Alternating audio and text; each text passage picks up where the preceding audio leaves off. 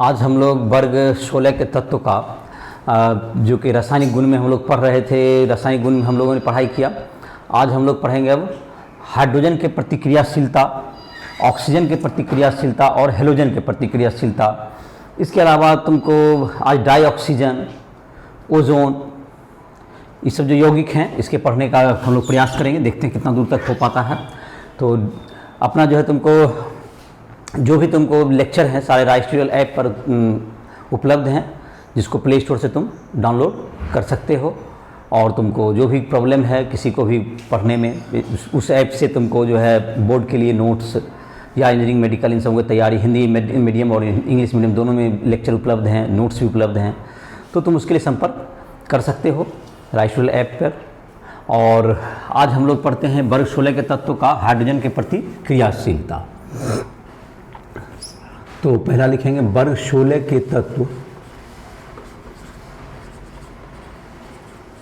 16 के तत्व। रासायनिक गुण में है पहला, रासायनिक गुण में है तुमको हाइड्रोजन के प्रति क्रियाशीलता। हाइड्रोजन के प्रति क्रियाशीलता। तो इस वर्ग के जो तत्व हैं तुमको जो कि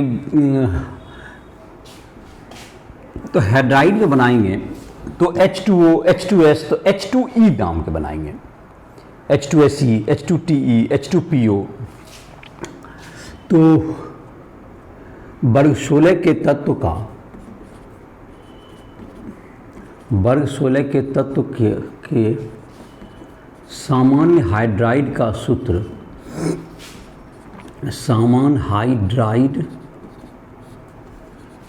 का सूत्र H2E है, H2E है। तो जिसमें कि H2O, H2S, तो नाम हो गया तुमको H2O, H2S, H2SE, H2TE, H2PO। तो ये तुम्हारा हो गया, इसका सूत्र हो गया। तो ये जो तुम्हारा है ऊपर से नीचे आने पर इसका जो तुमको है जो बंधन लंबाई है बढ़ेगी। इसकी अम्लीय गुण में क्या होती है, वृद्धि होती है, और बंधन वियोजन इंथैल्पी कम होती है, और बंधन कोण जो है ऊपर से नीचे आने पर घटते जाता है। वर्ग में ऊपर से नीचे आने पर आकार में हाइड्राइड बढ़ते हैं, किंतु इनकी बंधन वियोजन इंथैल्पी, इनकी बंधन वियोजन इंथैल्पी, एंथैल्पी में कमी के कारण, एंथैल्पी में कमी के कारण अम्लीयता घटती है, अम्लीयता बढ़ती है। बंधन आसानी से टूट जाएगा तो अम्लीय गुण ज़्यादा रहेगा, अम्लीयता बढ़ती है, अम्लीयता बढ़ती है। तो ये तुम्हारा हो गया, अम्लीयता क्या हो जाएगा, बढ़ते जाएगा, क्योंकि H बॉन्ड जितना आसानी से टूट जाएगा वह उतना ही अम्लीय होगा।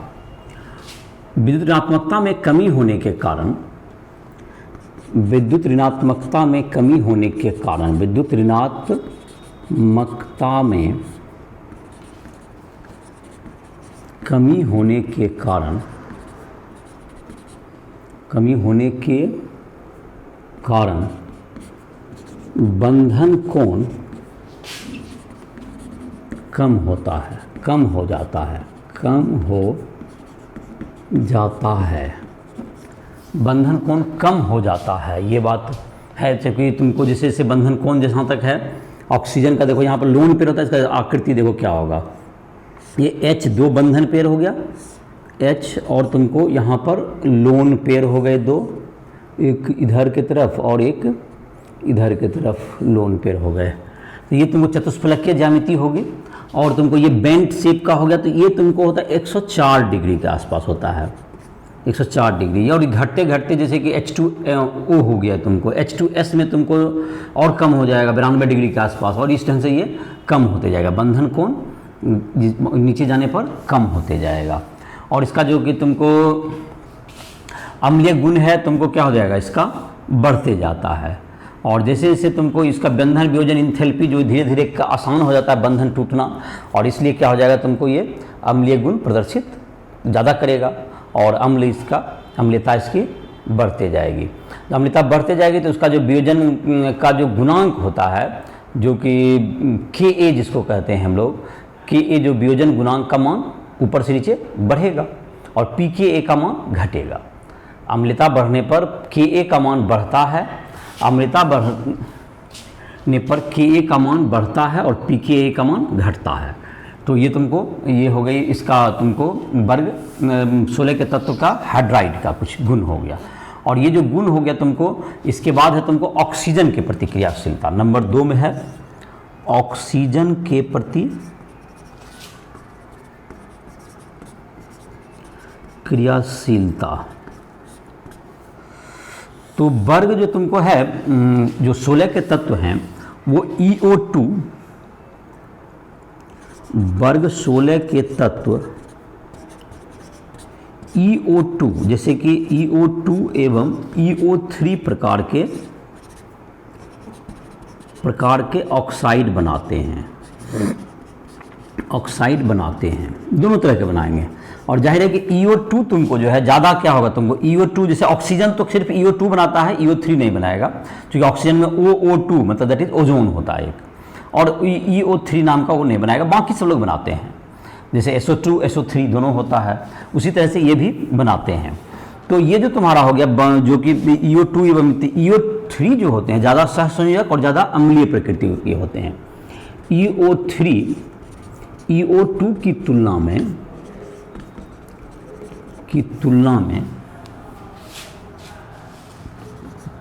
में अधिक सहसंयोजक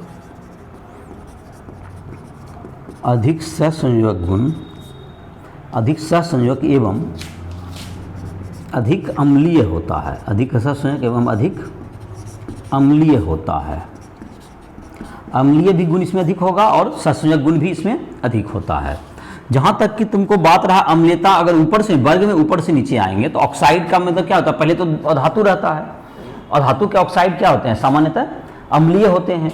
और इसका मतलब और नीचे जाने पर धातु आते जाएगा तो उसकी अम्लीयता, उसका अम्लीय गुण क्या होता जाएगा, कम होते जाएगा। वर्ग में ऊपर से नीचे आने पर, वर्ग में ऊपर से नीचे आने पर EO2 की अम्लीयता घटती है, अम्लीयता घटती है। तो चूंकि क्या हुआ कि जो तुमको ऊपर से तुमको अधातु के ऑक्साइड अम्लीय होते हैं और क्षारीयता क्या होते जाएगा, बढ़ते जाती है। तो जो तुम्हारा है यहाँ पर जैसे कि है तुमको ये तुमको अपचायक, इसमें जैसे कि हाइड्राइड होते हैं जो अपचायक गुण भी प्रदर्शित करते हैं। इसमें H2TE तुमको ऑक्सीकारक गुण रखते हैं, यहाँ पर एक लाइन और लिख सकते हैं हम लोग। H2S तुमको जो होते हैं ये क्या रहते हैं, ऑक्सीकारक, ये अपचायक होते हैं। तो ये तुमको जहाँ तक है, इसमें जहाँ तक है SO2 जैसे है, ये इसमें +4 है, जैसे SO2 है, SO2 में तुमको है ये +4 है, और SO3 हो गया तो ये +6 हो जाएगा। तो ये सिर्फ ये दोनों गुण रखेंगे, ऑक्सीकारक एवं अवकारक, ऑक्सीकारक एवं अवकारक दोनों गुण रखते हैं। और ये सिर्फ ऑक्सीकारक रखेंगे क्योंकि घट ही सकता है, ये सिर्फ ऑक्सीकारक का गुण प्रदर्शित करेगा। और जहाँ तक इसकी तुमको जो है EO3 का जो अस्थायित्व है नीचे जाने पर क्या हो जाएगा, कम हो जाएगा। EO3 का अस्थायित्व नीचे जाने पर घटता है, EO3 का अस्थायित्व वर्ग में नीचे जाने पर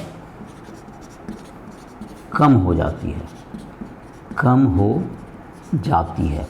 ये तुम्हारा इसका जो अस्थायित्व है वो कम हो जाएगा। और एक है तुमको हैलोजन के प्रति तुमको क्रियाशीलता। तो हैलोजन के प्रति इसमें क्रियाशीलता में हैलोजन के प्रति जो क्रियाशीलता है तुमको नंबर आगे कर देते हैं, तीसरा हैलोजन के प्रति क्रियाशीलता।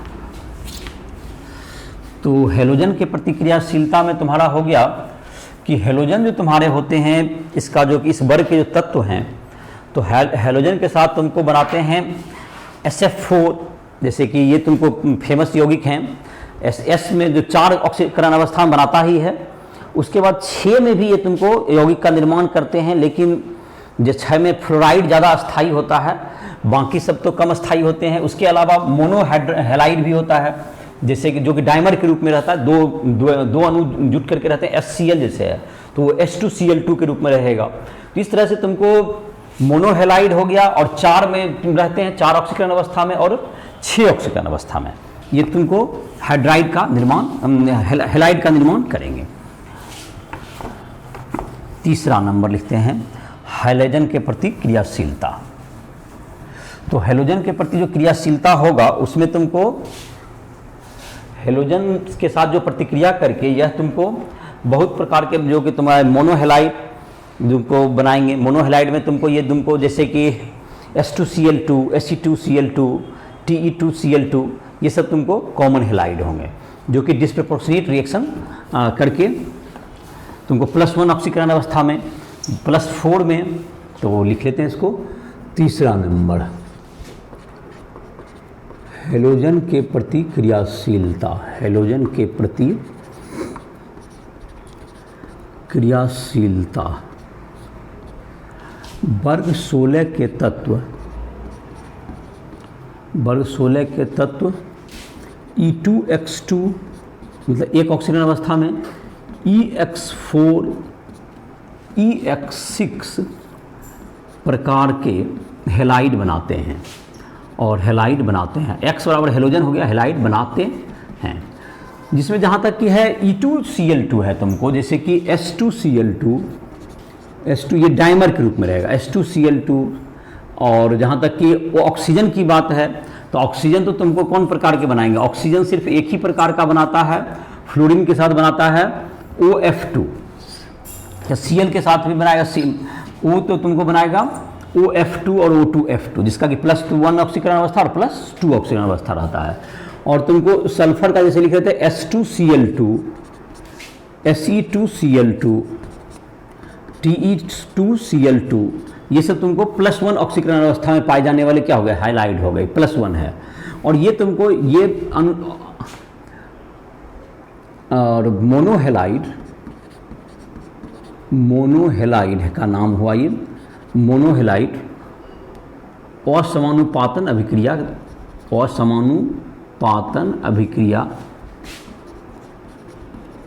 करते हैं। तो असमानुपातन अभिक्रिया जैसे कि तुम्हारी किताब में एक दिया है Se2Cl2, ये जो प्रतिक्रिया करके बन जाएगा SeCl4, और तुमको इसमें +4 हो गया और +Se, ऐसा बन जाएगा तुमको। तो ये और Sc जहाँ तक कि E जो तुम्हारा है E के EXCl4, जैसे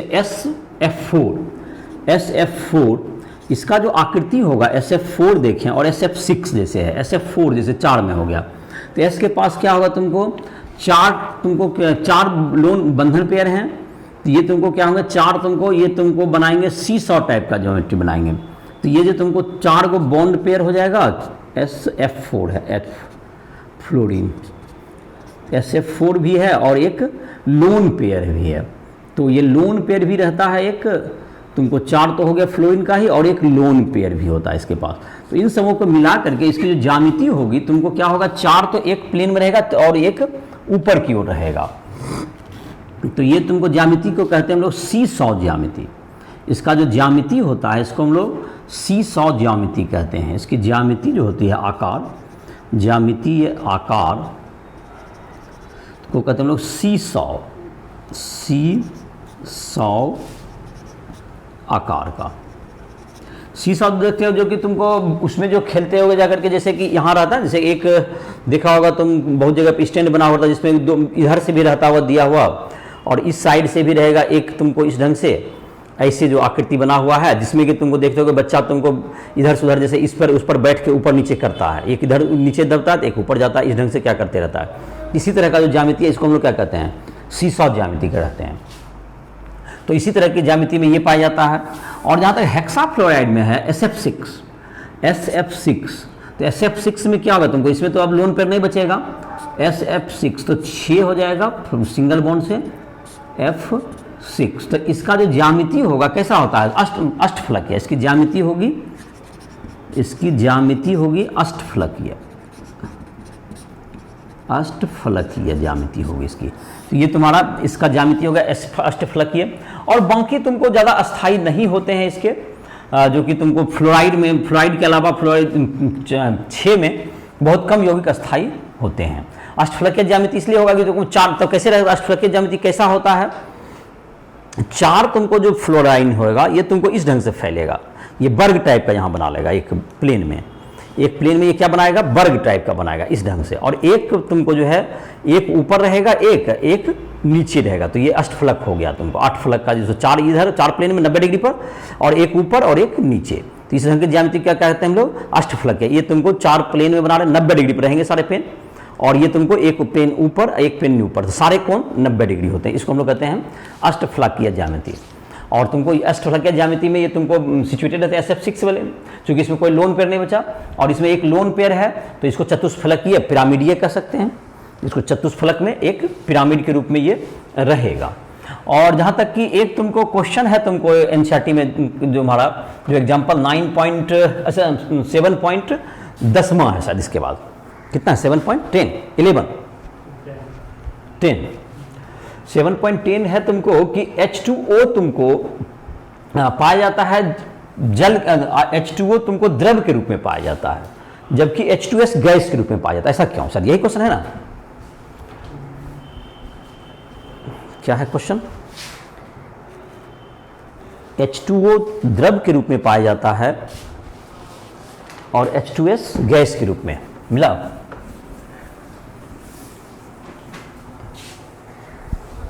क्या बोलो क्वेश्चन, वर्ग 16 के तत्व के बाद देखो,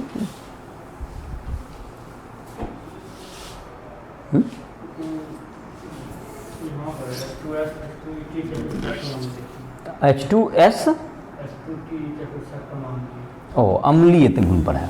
अच्छा चलो, तो ये है तुम्हारा एनसीईआरटी का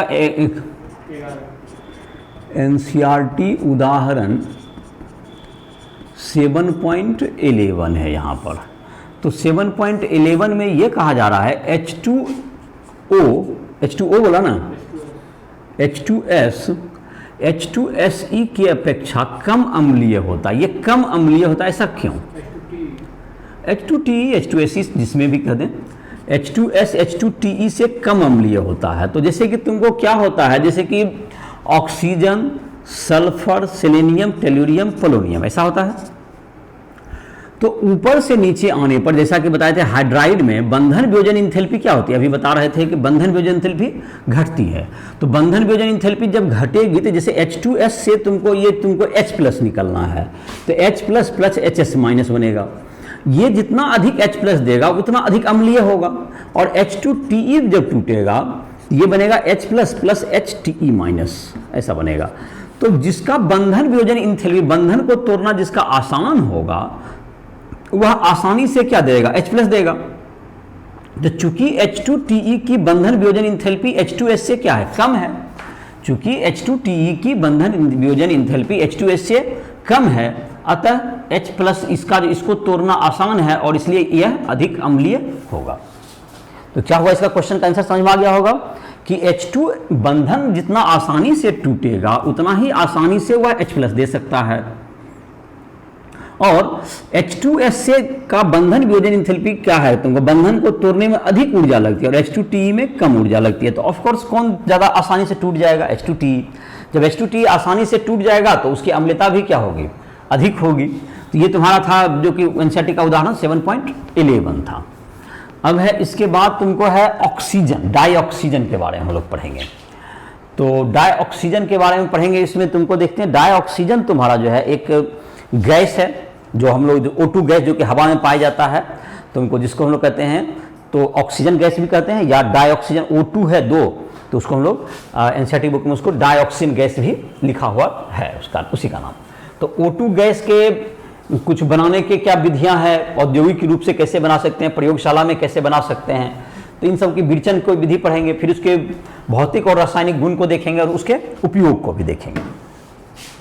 भौतिक और रासायनिक गुण को भी देखेंगे और उपयोग के बारे में भी चर्चा करेंगे इसका। तो पहले हम लोग इसमें विरचन देखते हैं। डाई ऑक्सीजन का पहले देखेंगे विरचन। विरचन मतलब हो गया, विरचन की 4 विधियां दी हुई है तुम्हारी किताब में। तो डाई ऑक्सीजन की विरचन की 4 विधियां हैं। डाई ऑक्सीजन O2, तो O2 का विरचन देखते हैं। विरचन में पहला KClO3 क्लोरेट, परमैंगनेट या नाइट्रेट को गर्म करके हम लोग ऑक्सीजन प्राप्त कर सकते हैं। क्लोरेट, नाइट्रेट एवं परमैंगनेट MnO4 माइनस, परमैंगनेट का हो गया MnO4 माइनस को गर्म कर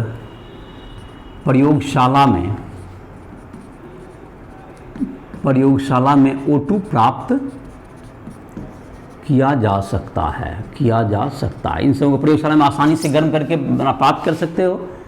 जैसे तुमको है KClO3 को गर्म कर दें और अगर इसमें उत्प्रेरक MnO2 डाल दो तो और तेजी से प्रतिक्रिया हो जाएगी।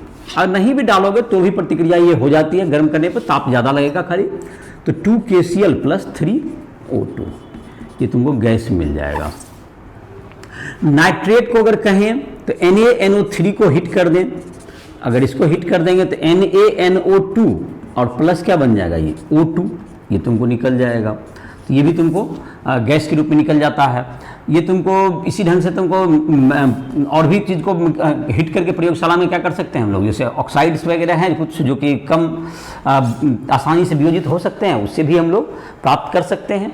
जैसे कि तुमको 2 नंबर में लिख लेते हैं, कुछ ऑक्साइड्स को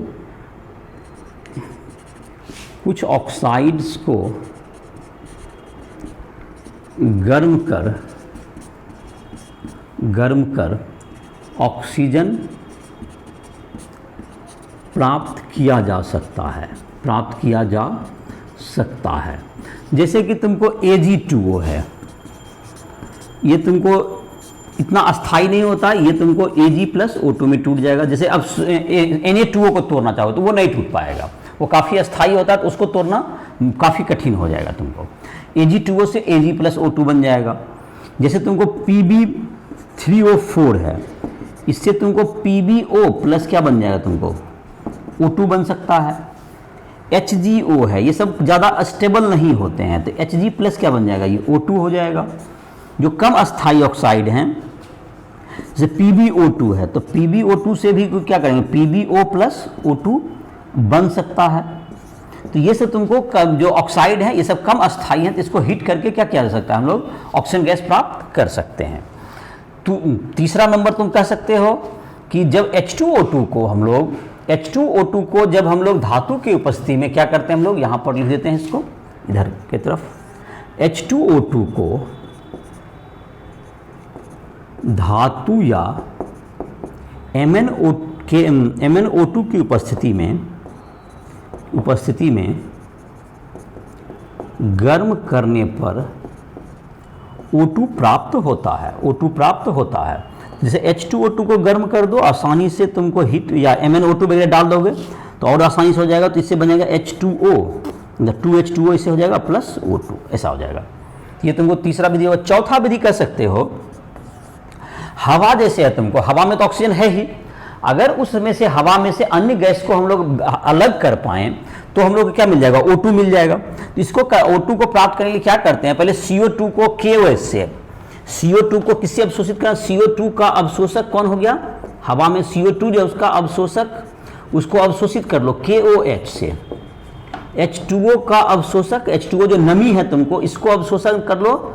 H2O का अवशोषक होता है H2SO4 डाल सकते हो, CaCl2 डाल सकते हो, अमोनिया डाल सकते हो, कोई भी तुमको, ये सब अमोनिया भी तो गैस है, तुमको तो ये सब क्या करेगा, ये सब तुमको डाल के इसको अवशोषित कर लो।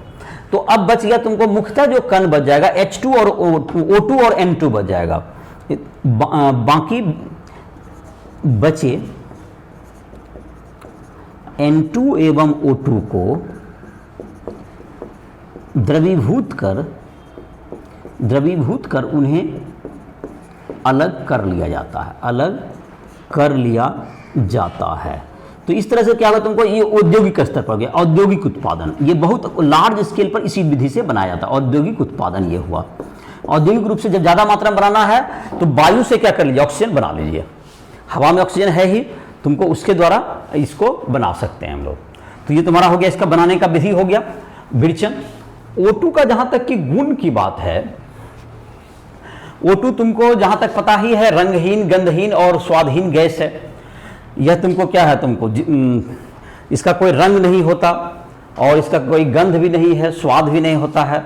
और इसका तुमको जहाँ तक है कि यह तुमको जल में भी क्या होता है, तुम जल में कम विलेय है, लेकिन जल में विलेय कम होने के बावजूद भी जितना भी जल में घुला हुआ रहता है उसी से तुमको, उसी ऑक्सीजन को जो जलीय जीव हैं प्राप्त करते हैं और उससे उसकी जो कि श्वसन में क्या आता है, उसके काम आता है, जो कि उसके जिंदा रहने में क्या करता है, मदद करता है।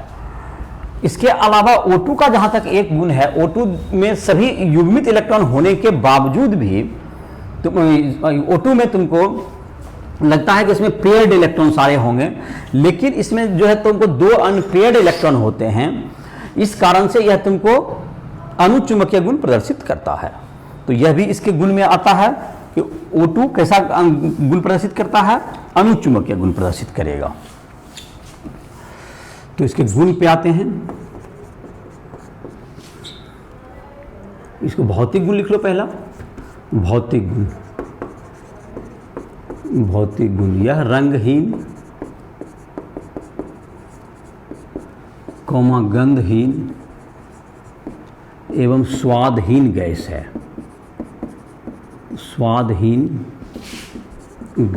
है। यह जल में कम विलेय है।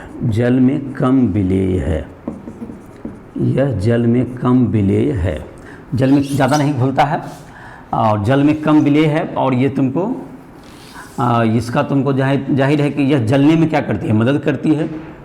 यह जलने में मदद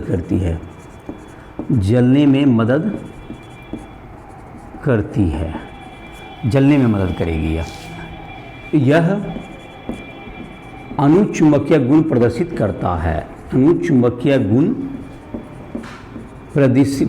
करता है।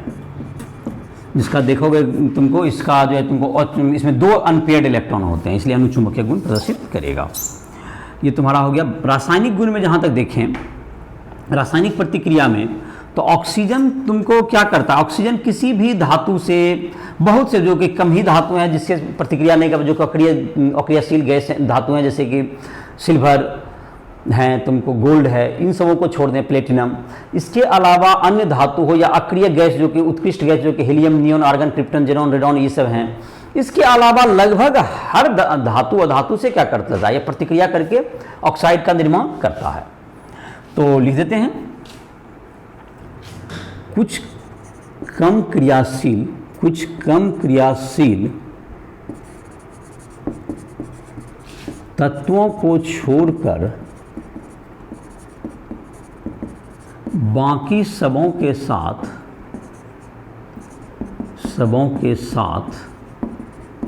O2 प्रतिक्रिया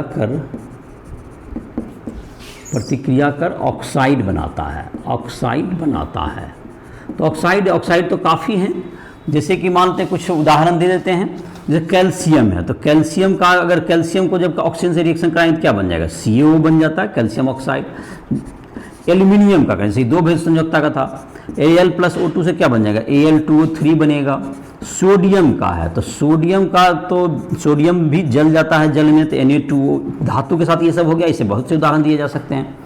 अब देखिए, ये धातु से हुआ, ये हुआ धातु से। अब अधातु में आते हैं। अधातु में जैसे तुमको है, अधातु में कार्बन आएंगे तो कार्बन डाइऑक्साइड बन जाएगा। सल्फर के साथ प्रतिक्रिया कराओ तो सल्फर डाइऑक्साइड बन जाएगा। फास्फोरस से करा दो P4O10 बन जाएगा। तो ये सब क्या हो गया तुमको, ये सब किससे हो गए, अधातु से प्रतिक्रिया हो गया, अधातु हो गया।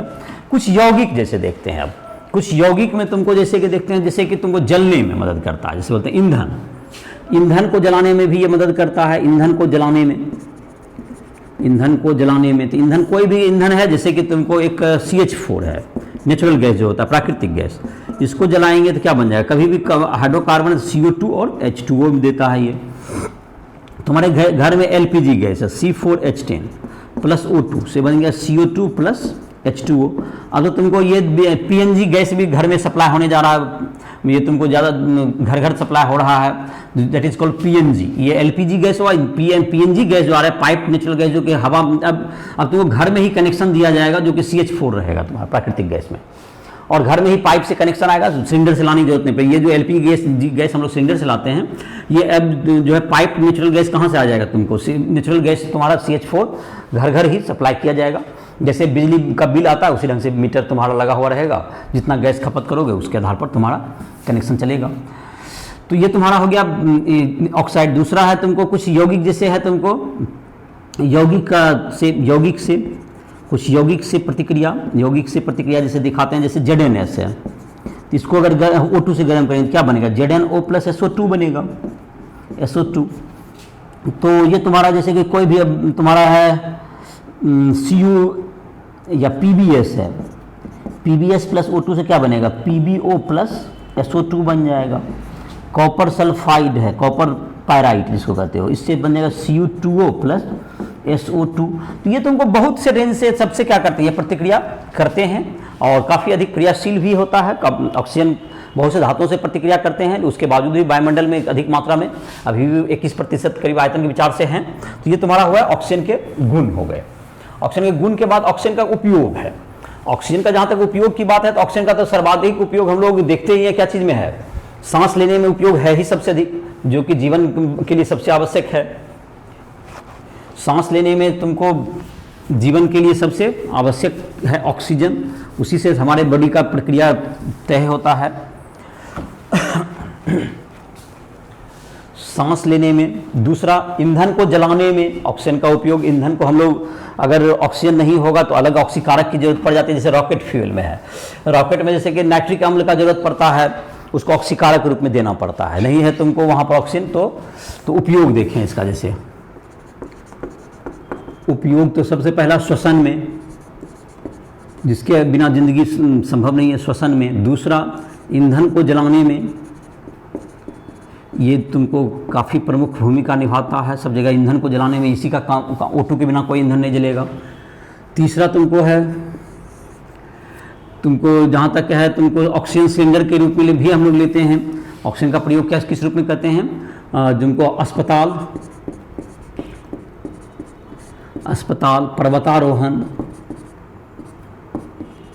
पर्वतारोहण में O2 सिलेंडर,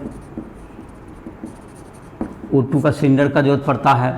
चौथा कह सकते हैं वेल्डिंग करने में, ऑक्सीएसिटिलीन लॉ, वेल्डिंग में जो गैस प्रयोग होता है, वेल्डिंग में तुमको होता है oxyacetylene gas, oxyacetylene flame, acetylene, ACETYLENE, acetylene flame, ये जो लॉ हुआ में ऑक्सीएसिटिलीन फ्लेम वेल्डिंग करने में इसका उपयोग होता है।